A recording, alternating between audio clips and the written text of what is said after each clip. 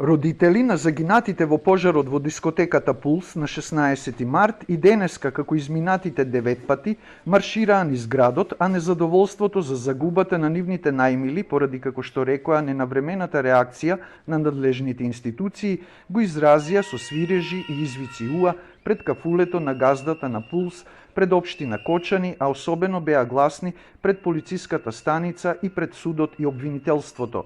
Тие побараа средба со основното јавно обвинителство за гонење, организиран криминал и корупција, а од министерот за внатрешни работи побараа да им одговори зошто полицијата правела контрола во објект кој не смел да работи без лиценца и со блокирана сметка и дали полицајците кои вечерта кога се случил пожарот вршеле контрола во објектот за откривање дрога постапиле законски.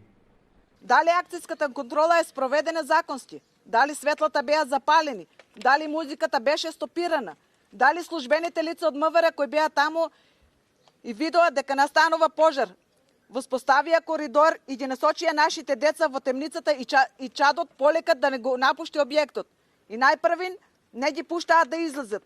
За потоа кога огнот се повеќе беснееше и се создаде толпа од деца кои сакаат да излезат надвор, полицајците ја отворија вратата и први пред децата трчеа кон излезот да се спасат.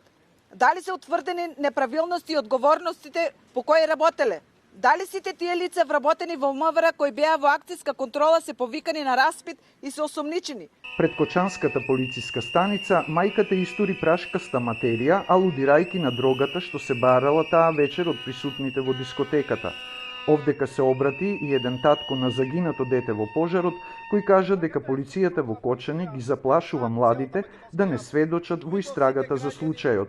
Работат под терко на удба, се закануваат, уценуваат, млади деца ги застрашуваат да не сведочат. Зашто да не сведочат? Ово ли е права? Ово ли е држава? А пред Кочанскиот суд и обвинителството, родителите побараа одговори од обвинителите зошто УЈП не го затворила објектот кој работел со блокирана сметка 217 дена. Кој во УЈП бил надлежен да го поднесе барањето за стечај и зошто тоа не било направено? Дали некој ја стопирал постапката и ако да, зошто и со каква цел? Колку вработени има во УЈП во Кочани? Дали по констатираниот прекршок и сознанието дека фирмата има блокирана сметка, контролата е повторена? Дали некогаш даночен инспектор таму низ годините направил било каква контрола во објектот, освен онаа која се споменува во декември 2024 година? Дали инспекторката за економски криминал од МВР ги има проверено сите овие нерегуларности или некој во институциите замижал пред нерегуларностите? Пред 2 дена, родителите на загинатите во пожарот беа во основното јавно обвинителство Кочани на увид на поднесеното обвинение со кое се опфатени 34 физички и 3 правни лица. Пред почетокот на маршот се обидовме да добиеме изјави од родителите на загинатите во пожарот од 16 март.